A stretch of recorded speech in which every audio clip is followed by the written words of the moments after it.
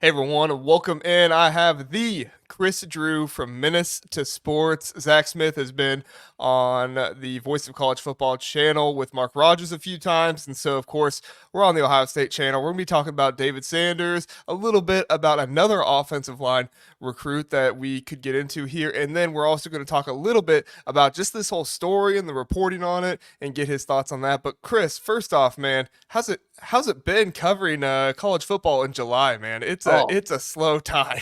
it is a slow time, man. Having to write 90 minutes every day and try to keep it mostly college football centric is tough, but I enjoy myself, man. But I'm really happy to be here, dude. First time on the channel. Obviously, JR, you're my guy. So as soon as I saw that message pop up, I'm like, absolutely, let's run it, man.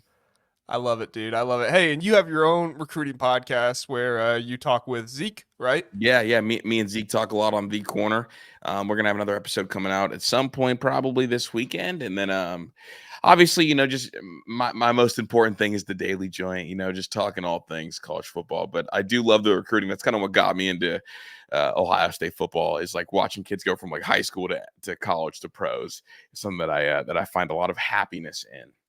Oh yeah, man. That's the best part about recruiting is when you remember a story of a Yeah, recruit and then you're like, oh man, I remember that recruitment. And then he gets to the pros after that, or you remember a guy was slept on through his entire recruitment and then he goes exactly. first round and it's like, this is awesome, good for him. So, all right, well, we won't waste any more time. Let's get into it. David Sanders is visiting Nebraska and Tennessee this hmm weekend. This is like the big thing for him. Ohio State fans kind of freaking out. They don't really know what to do with it. They don't really know how to think of it. I was visiting all the message boards to try and figure out like what are Ohio State fans thinking, and even like the people on the message boards as of like an hour ago on 3 didn't even put anything out there. So Yeah. like they have no idea what's going on. Bill Kurlick on 24/7 is like, well, could be this, could be that. It's like, he's not giving any solid information there. And then same thing with Rivals is on 3. Berm's not really saying much about it. I'm sure he'll come out with a video or something like that at some point. But I mean, there's a little bit of mystery here, man. To me, there's two options. Either David Sanders is really into Ohio State hmm and he's given Tennessee and Nebraska a chance to try and make up ground, or he is not into Ohio State at all. He's just completely out of it, doesn't like Justin Fry, whatever it is, and he is just no longer giving them a chance. And now it's Nebraska and Tennessee. Where do you stand on this whole thing? It's a unique case, JR, because I've been told for the last 4 weeks by two pretty reliable sources, not both in the building, that Ohio State was by far and away the team to beat for Sanders. An Ohio State fan, close relationship with Tavian St. Clair. The families talk a lot. So I was told that Ohio State was the team to beat, and I thought they were going to get one of these extra visits from him. So the fact that Matt Rule and Dylan Raiola have been working around the clock to try to get this extra, to get this extra visit, this extra opportunity, I think is definitely meaningful. I don't think it means the end of the world for Ohio State, but I definitely think it is adding a lot of drama to this recruitment. And I'll say this: Ohio State previously, I've seen it probably like 8 or 9 times the past year and a half, when they have led for a kid for this long and there's late drama, it feels like Ohio State always sputters. It's like the basketball team that is up 10 to 15 in the middle of the third quarter, and then the game gets close and they can't ever win it. So it's alarming to me a little bit. I will say that we did win on the Aaron Scott one when he was trying to like shake the Ohio State crystal balls, but that's an Ohio kid, so it's a little bit different. Right. But JR, I definitely have a level of concern because it's not like Justin Fry has been the most elite closer. I haven't heard enough today to move me off of my Ohio State prediction, but I'm also like, shoot, here we go again. You know what I'm saying? It's like, here we go I gotta again. I got to be honest, man. When you're comparing Ohio State to recruiting to Chris Holtman Yeah, basketball teams, basketball. I'm like, oh my gosh, what is going on? Like, pull the Yeah. fire alarm. Everything's going wrong, man. I mean, that's just how I feel about it. But I mean, I kind of get the sense here that this is kind of him giving Nebraska a chance and him looking at Tennessee one more time. Yeah, Everything I due heard, diligence, doing due diligence. Obviously, right, both rabid fan bases. Say what you want. I don't like using it as a crutch, but both have really nice NILs, and it does pay no matter how you slice it. So get used to this recruiting. It does pay to wait because the right. longer you wait, what happens? Desperation kicks in. Guys come off the board. Prices go up. So the visits concern me. I'd much rather him be at Ohio State one of these weekends, but I understand. Well, I mean, like, let's talk about that for a second. I don't know what your whole thought on this is, but this is obviously a big topic amongst Ohio State fans right now. Like, no big barbecue, no like big event or anything. Like, we hear there's going to be a small little, intimate like gathering of Yeah. amongst like the commits. That's what I was told. I was told there was going to be a smaller gathering with like commits and some other players, and David Sanders was invited to that, Hmm. but it didn't look like he was going to come. I didn't want to be the one to break that news because, nobody's popular with Ohio State fans when you're talking about When you're that. But down, right? exactly, like, oh, you're dead in the water. Anyway, I mean, what's your thoughts? Like Ohio State not going with the barbecue, they're going with this small little Yeah. gathering. It almost feels like Ohio State's putting themselves in this like defensive zone, and I don't get it as much. I kind of see where they're coming from a little bit. Like when the whole thing happened with Notre Dame and you had a big huge thing, like you had LeBron at that game and you Yep. invited, like, I got that. I still thought it was a little weird you didn't do anything before, but I got that. This, I mean, what are you gonna do? Bring everybody to Western Michigan? Bring everybody to Marshall? Like, congrats, you beat Marshall. They beat Notre Dame 2 years ago after you beat, like, okay. I don't know. What are your thoughts on it, Chris? I think Ohio State has to kind of nail down their quote unquote ace in the hole recruiting tactic, because a couple years ago they did the big, everybody comes, everybody's there, you do your big function, and that got known as like locker boy weekend because they got stuffed in a locker Right. the whole weekend. And then last year, remember, they had the big event where they had like KJ Bolden there, Dylan Stewart there, like all those guys there. And then they went on, and guys like Berm, guys like myself thought that Ohio State was going to go on a run and land a lot of those kids. Those kids ended up going elsewhere. So I think what Ohio State's doing is figuring, okay, this has not worked for us. It works for other schools. It's not worked for us. Let's try to tap into what Clemson had done when they went on that long run of like crazy holes. Let's have small, intimate group settings with a lot of our commits and then a couple of the very elites to get them in the fold. So this has worked for schools like Clemson. I know Georgia's tried it a time or two, and it's worked for them as well. And I think Ohio State is trying to simply, with as many commits as they have in the class now, it can be a little bit of a quote unquote bigger event while also being a very commit heavy event. That way, you don't get groups of kids that are like, oh, yeah, I don't like this, I'm not going here. Instead, you get one or two elite kids that aren't committed with 25 kids that, look, I can't wait to get to Ohio State. I can't wait to enroll early. I love it here. And that could work if done correctly. It bugs me that Sanders is not going to be a part of that. I kind of heard the same thing you had heard, that it was going to be commit centric. I don't know if you got that same note. Yeah, that was Um, what. Not a ton of them, but basically like the big commits: Devin like the big Sanchez, dogs, like Tavian obviously St. Clair, Tavian St. right? Clair leading the charge, yeah, and kind of like the group, like the top half is what I was told. Right. Yeah. So we'll see. I've also been told a whole bunch of nonsense that has not been true.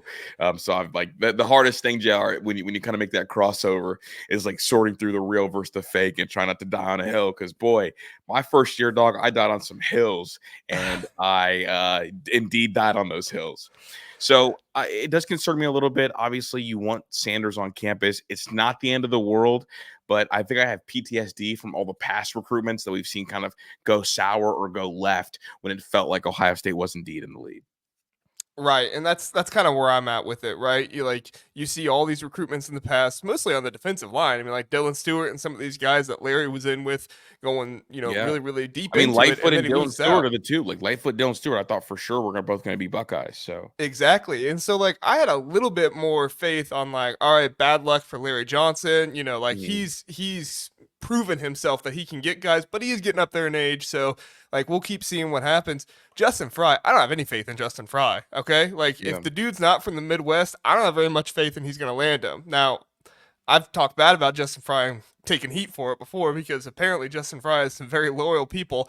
I don't get it. But anyway, this isn't a Justin Fry episode, so we won't get too much into that. I do want to ask your opinion though on three. Okay, so Steve Wiltfong is the one that puts this out there. He goes over to on three, and I mean he is way more aggressive with on three than he way ever more. was with 24/7. 24/7, he put in a pick. I mean he's out here putting in picks for 2026 kids. What was Mhm. that kid, Conroy? And Yep, the the dude Conroy isn't kid. even in his top five. Like, I mean, Wiltfong was never this aggressive before. Now he's out here saying, David Sanders and is going to Nebraska and Tennessee. You got Josh Newberg quote tweeting it like, "Oh, for the longest time, I thought this was Ohio State and Tennessee. Look at now, it might be Tennessee and Nebraska." I mean, like, how much stock do you put into some of these guys? I know like more behind the scenes, so you're not getting Yeah. all their information, your your information from them. But like, how much stock do you put in some of these guys, and then how much is it like you're looking at it and you're like, they might be just trying to drum up some drama here to try to get people to come to their website? See, it's funny because On Three is really interesting. I think they do a pretty good job with the current class, right? I think they do a decent Yeah, job with the current class. I think the classes earlier, I think it's a lot of kind of like lobbing grenades. But for me, I don't use it to ever. I use it to more confirm something I've heard than anything else because I do know that right now they're in a almost like kill 247 mode, right? So their thing is we want right. like double the content, double the picks.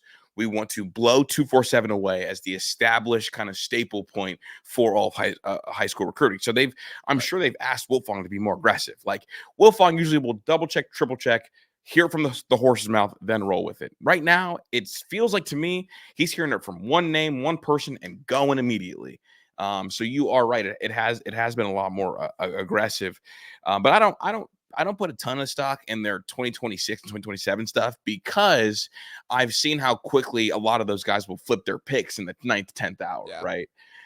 So for me, it's like, okay, like when they put a crystal ball in, this isn't maybe not who that person's going to commit to, but the perceived leader rather than anything. So that's how I always treat crystal balls the last year and a half, especially with the NIL world, is if a crystal ball's in, to me, like 2 years ago, that used to mean, okay, that kid's a silent there. Right. Now, with the way people are trying to put content out and trying to get people to click on things, it's like, oh, okay, that's who the leader is right now. Right, and I mean, it hasn't only happened to On Three. Just Tom Loy earlier this year, he had a crystal ball pick in for Clemson for David Yeah, Sanders, and David Sanders obviously he puts his top four out, and where's Clemson? no I Clemson. mean, so sometimes it just happens. It's I'll stop you real quick. It does feel like David Sanders is aware of the crystal ball culture out there and yes, has been doing a good job of trying to shake that. And that's something that I've gotten in the back of my mind when I think about these two visits and the Nebraska visit coming this late in this recruiting cycle. yeah, exactly. And I think that Nebraska has some momentum here. I think the Dylan Raiola commitment last year and obviously him signing there was huge for them. I think that put them on the map in a lot of ways. I was listening to a press conference once with Matt Rule where he was talking about this. He was like, "Look, so much of recruiting is relationships, momentum, and status. Like so much of that is just getting those things, and you immediately got status as Nebraska when you brought Dylan Raiola in, and you flipped him from Georgia. It's not like Dylan Raiola was committed to Georgia Tech. Mhm. No offense, Georgia Tech. I know you Shout out love the Georgia Tech. Yellow Jackets, but they're not the recruiting machine that Georgia No, is. definitely not. But you flip him from Georgia, and it's like, okay, this is a whole another scenario. They're bringing this cat in from one of the top contenders in all of college football. So, all right, I don't want to stick on that too much. I do want to get to the guy that I kind of teased a little bit in the beginning. We've been hearing a little bit more about this guy. I still think he probably leans Florida State, but they're talking more about him possibly leaning Ohio State a little bit more. Not all the way. I haven't seen anybody picking Ohio State, but saying there's more of a chance. Josh Petty, the other five-star offensive tackle that's out there. People Mhm. are talking about he could also be a guard a little bit, but with the way he moves and how athletic he is, he's probably more of a tackle. Do you think that hype on him kind of coming to Ohio State possibly is real, or again, do you think this is kind of fabricated and like, okay, it's nice they're getting the talk, but he's going to Florida State, it's over? It's funny because I think Georgia Tech's going to finish top three for that kid. Just for the record, I think Awesome. Georgia Tech is top three, and There in you the go. Georgia Tech Yellow Jacket world, that means something to me in particular. A big Georgia Tech fan. Well, his top five is what? Ohio State, Florida State, Georgia Tech, Stanford, Yep. So and there's definitely, another fifth one I can't remember. definitely cares about academics a good amount, which is why he Yeah. should go to Ohio State. Here's where the Josh Petty thing freaks me out. It's picked up here recently. And that makes me think, okay, maybe they're trying to make a push for him because they feel like Sanders might actually end up elsewhere. That's the biggest thing I get out of it. I think the kid's going to Florida State, but I do know that there is hard work around him. And the name that I got brought up to me was Pettijohn. The Pettijohn recruitment, Ohio State kind of like bubbled there below, and Ryan Day with Laurinaitis did a great job in closing and finishing. This is kind of that. I know Ryan Day is involved with Petty. I know Ryan Day has been pushing to try to make sure they finish this class with two elite tackles. I know that Justin Fry is not the greatest recruiter, and then that's been well documented by the misses. And until he wins one, we can't even call him a good. We can't call him a great recruiter until he goes and wins one of these battles. But I'm pausing with the Petty thing for a little bit, but I do think it is real enough to continue to monitor. Now, there's been times before, like Jordan Seaton, I didn't think it was real enough to monitor. I didn't think at all, like last year, because it's like, okay, like, yeah, that kid flirts. He's not coming here. Josh Petty, real enough to monitor. And also to compare him to Seaton one more time, similar prospect to Seaton. Seaton's got a tackle body, can move pretty well, viewed as a guard or a tackle. We'll see when he gets here. I think the same for Petty, but I think he definitely would play tackle at Ohio State. Yeah, no, I think that's kind of been my vibe on it too. Is like Petty, things are boiling up and things could get there with him to come to Ohio State, but at the end of the day, like, again, I'm not trying to trash the guy this entire episode, but it's Justin Fry. This isn't James Laurinaitis. James Laurinaitis is on right now the same track that Brian Hartline and Tim Moulton are. James has been on fire, and Justin's been missing. I think the saving grace for Justin, and the thing that I think is going to be the case, I think the offensive line this year is going to be really, really good. I just worry about 2 years down the road, because we watch it with Stud, right? Like Stud just would hit on one and then miss on three, hit on one, miss on three, and eventually it catches up to you. And if you're Justin Fry, you're in danger of this catching up to you unless you win one of these recruitments. Right, and I think that's I do think that some of the Justin Fry slander is a little unfair because he does have Carter Lowe, right? I mean, Carter Lowe is fantastic, fringe 5-star out of Toledo, and I think you've talked about it before. Like Toledo's not a guaranteed place for Ohio State. Cleveland, I mean, yeah, when you get up there and you have the right relationships, it's almost guaranteed. That's again, senior. You're cool again. You're good. No, dude. When I went to I went and met Josh Petty, or not Josh Petty, Carter Lowe, and watched him play against Ryan Montgomery's team a year ago, and talked to his OC for about 10 minutes. He said, I don't listen to your show. I'm a big Michigan guy. I was like, oh, got it. Michigan guy. Got it. So you're a Michigan guy, head coach, Michigan guy. We're a Michigan country. And that kid right there, Carter Lowe, I want him on my Buckeyes. And to see how excited they were that Sherrone Moore was going to be at the game there soon, I was like, oh. But when they said Justin Fry was going to be there, obviously Ohio State coach, like not near the level of excitement. So I think Carter Lowe being in the class is super important. I think it doesn't need to be overlooked because he's an Ohio kid, because that kid's a really, really good player. And when the top three are Ohio State, Michigan, and Georgia, say, okay, you got something. Right, exactly. And like, I'm all about giving guys their dues. When they get their wins, give them their dues. But at the end of the day, like if this offensive line class is Carter Lowe, Jake Cook, Javen McFadden, who isn't even a lock. I mean, Javen McFadden could go to Colorado. Yeah. I mean, you could lose on a recruiting battle to Colorado, who signs like 5 kids a year. I mean, Colorado's entire class is signing nearly the same as Justin Fry class is. And, you could lose out to him, because that's my biggest thing is like Justin Fry is not getting enough guys on campus, for one, and two, he's not translating those visits into commitments as often as other schools do. Yeah, low conversion rate and not enough offers if you're going to have a low conversion rate. Right, exactly. I mean, I get the idea of like, I'm going to offer less because I'm going to close on these guys better. But if you're not a closer, if you can't close on those guys as well, it doesn't do you very much good. You got to go out there. Jackson Lloyd is the one I use all the time. Jackson Lloyd, Chip Kelly came over. He was one of the first ones to offer him. I think he was the first Power 4 offer he had, or Power 5 at the time when it was Pac-12. And then Chip Kelly comes over. It takes Justin Fry 3 months to get Jackson Lloyd an offer. Like, I mean, you had a chance in that recruitment, but you waited too long. The relationship just wasn't strong enough. And, now he's going to Bama, where, I mean, that one's pretty frustrating. Yeah. So anyway, like I said, I don't mean to make it a Justin Fry sesh, but some good information. Yeah, man, good information here. David Sanders looking like Ohio State's still in play. On 3, they put out their rumors and stuff like that. I actually do like On 3. Like, I'm not trying their site design's fun and it's easy to maneuver, and I like On 3. So I like it, and I like that like they give into the rumors a little bit more, right? Like 24/7, they're kind of like the nerdy kid at school where it's like, oh, I'm not going to get into that. I'm going to do my homework and get everything done really, really well. And it's like, that's awesome. But sometimes I just want to have a little bit of fun and go on the message board and on see 3, what kind of stuff's going on. On 3, you can feel the chaos. Yeah. I like that. Yeah.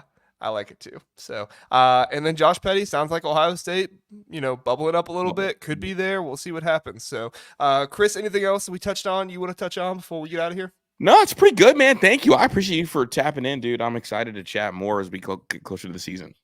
Yeah, man, I'll have you on again for sure. So thank you Absolutely. everybody for watching. Thank you, Kris, for being here. Like and subscribe, and go follow Kris over on Minutes to Sports and find him on the corner. Is that behind a paywall? I forget. Sometimes if it's really deep stuff, it is. But the episode this weekend is gonna be public. Okay, so go follow Minutes to Sports on all the podcast platforms, and you'll see a corner episode there. Check it out. See if you want to pay for it every single time. Thanks everybody for watching. Have a good one.